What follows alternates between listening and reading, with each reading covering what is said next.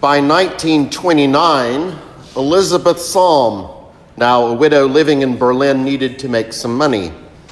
The easiest way was to take in a lodger, but lodgers could be more trouble than they were worth. After one particularly difficult lodger refused to go, Frau Salm turned to the police and her late husband's army friends for help. Both refused to help. The police wanted her to sort it out on her own. They didn't wish to be bothered. Her husband's friends were angry with her, angry that she had turned to the pastor and the church for his funeral. They were sympathetic to a new party fighting for a new Germany, a party called the Communists. The Communists saw religion as a relic of the past and a tool of oppression. Frau Salm's appeal for help was just one more echo of an empty faith, which is why they were deaf to her. But now they had bigger worries than Christianity. There was another new political party emerging as their rival, the National Socialists, or Nazi Party. Increasingly, the streets of Germany were playing out the combat between these two parties for the soul and future of Germany. Neighborhoods were divided into whether they were sympathetic to the communists or the Nazis. There was no middle ground. Frau Salm told these men the name of her lodger, the one that was causing her trouble, a young man named Horst Wessel. He was the son of a pastor, but instead of putting his energy into the church, he had become an enthusiastic admirer of Adolf Hitler. In 1929 alone, he spoke at nearly 60 meetings. He had a gift for music, and he turned that gift into a series of anthems or hymns in praise of Hitler and the Nazis. His most famous song, or lied, imagine martyred comrades marching side by side with the living. It was stirring stuff. Wessel would often lead his musicians through the streets of Berlin and intentionally through neighborhoods known to be communist strongholds. That was probably why, on January 14th, 1930, after Frau Salm had mentioned the name of the lodger causing her trouble, 3 members of a communist group waited outside her door, waiting for her to ring a cowbell to signal the time to act. Whatever their intentions, Horst Wessel received a gunshot to the face. He was taken to a hospital where he died 5 weeks later. Wessel had now joined the legion of martyrs he wrote about in song.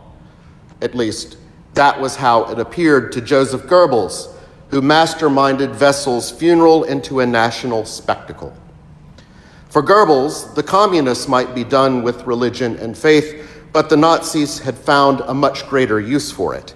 It could be a powerful tool to advance their movement, which is why Goebbels, speaking at the funeral, announced with a stagey catch in his throat that Wessel would come again.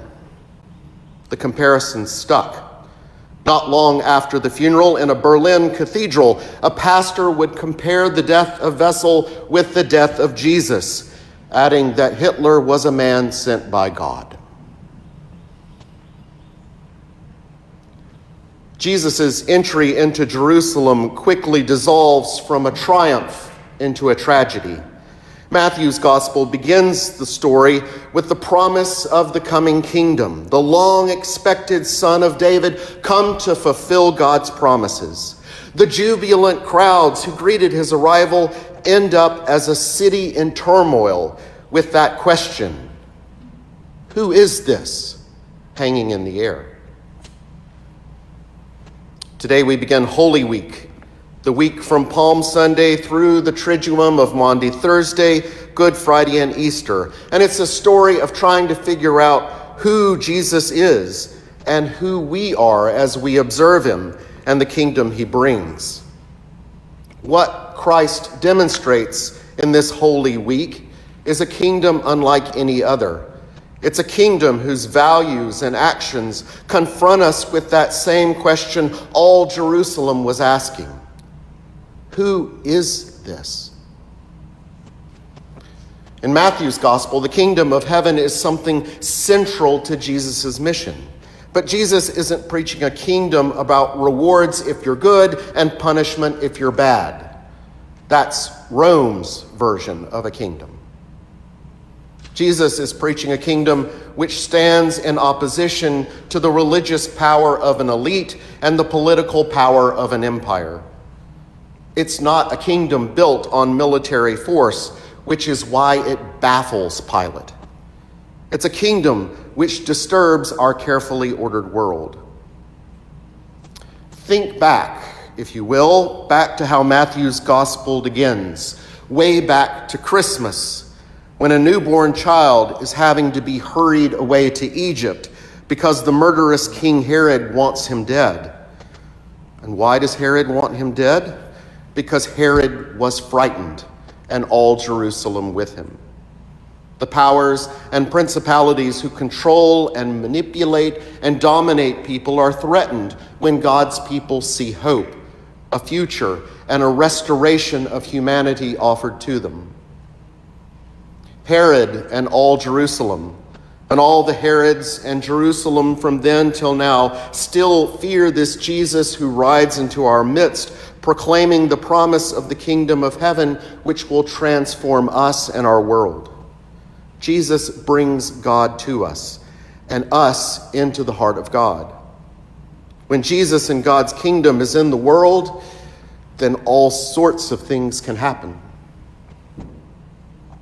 This particular church of St. Dunstan's, once named for the many innocent children who were killed because of Herod's fear, still stands in new life as a reminder that Jesus inaugurates a new kingdom, a kingdom of dignity.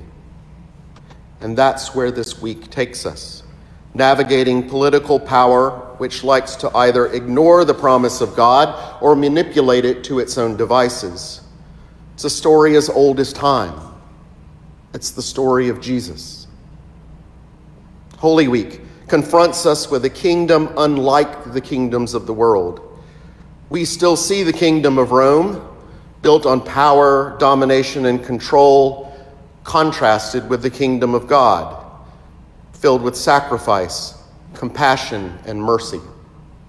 The kingdom of God is presented to us this week in Jesus, and we still ask, who is this? And if we're honest, we ask, who are we?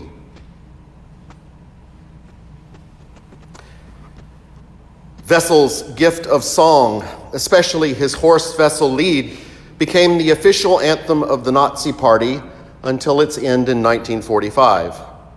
And once Adolf Hitler came to power in 1933, it became the co-national anthem of Germany. Yet by 1937, Hitler was tired of Christianity. It was no longer useful to him anymore. He had gotten all he needed from it. Too many pastors were complaining and objecting to the state's sterilization of the physically and mentally impaired. Hitler didn't need to pretend anymore. He had the power he wanted. Now he was focused on expanding his program of euthanasia. He was on the verge of a new solution to what he saw as Germany's problem. Christianity, with its kingdom of concern and work on behalf of those struggling with addiction, with the mentally ill, with the handicapped, with those who live on the margins of society, didn't fit his vision of who belonged to the master race. For the strong to have to be shackled to the weak only inhibited the racial destiny of the Superman, in his opinion. Hitler put all his leadership to work on the problem of how to eradicate the church in order to see his dream of a 1,000-year Reich. The kingdom Jesus offers us begins in betrayal. It's the way all betrayals begin, with competing visions of what's useful. When Jesus and Christianity allowed the good news of the kingdom of heaven to be told, it was a threat to be eliminated with all of the other weak, sick, and sinful people it lifted up in a vision of humanity gathered into God. And Goebbels, aware of the stakes, in a statement that Herod and Pilate could appreciate, would tell everyone who followed out his orders, one must not be sentimental in such matters.